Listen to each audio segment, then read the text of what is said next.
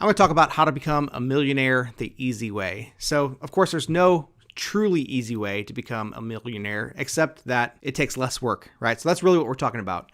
What is the easiest way to become a millionaire? Of course, to talk about this, we need to rule out the hard way. The hard way, of course, is to work really hard, make all the money yourself, make connections with people who are going to help you with your career, climb up the ladder, do all of this in your 20s, and actually have $1 million to spend all of your working career. That's the hard way.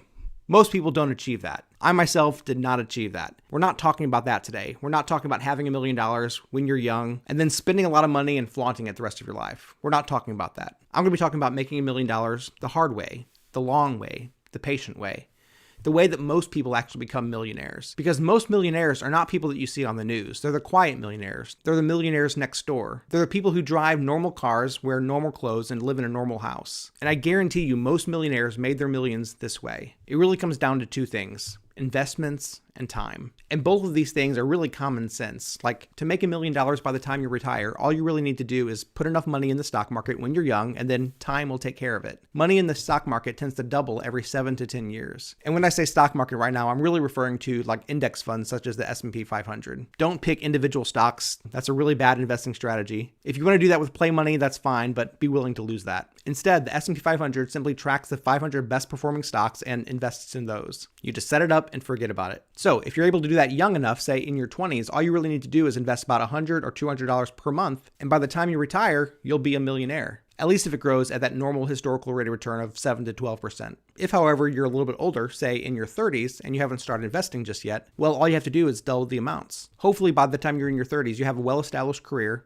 and you're able to invest something like $200 to $400 per month. Really, all that you're doing at that point is making up for the 10 years that you didn't invest before. If you would have invested earlier, say in your early 20s, then all of that money that you would have invested had time to grow and double by the time you're 30. But say you're now in your early 40s. Well, what do? Well, once again, you just double that number again. So instead of being $200 to $400, now you have to invest something like $400 to $800 per month, every month until you retire. Now, this might not necessarily be easy for you, but this truly is still the easiest way to become a millionaire. You don't have to make more connections. You don't have to get a better job. You don't have to try to make that million this year, next year, or even within the next 10 years. All you have to do is consistently every month put money aside for retirement and watch that money grow while it sits in something like the S&P 500. This truly is the easiest, laziest way to become a millionaire. It's not the most glamorous way, it's not the most exciting way, but just regularly investing in something like your Roth IRA or your 401k. That really can make a huge difference in terms of retirement. Listen, like I said, I'm not a millionaire just yet, but I do have a clear path to retirement, and by the time I retire, I'll have over $1 million,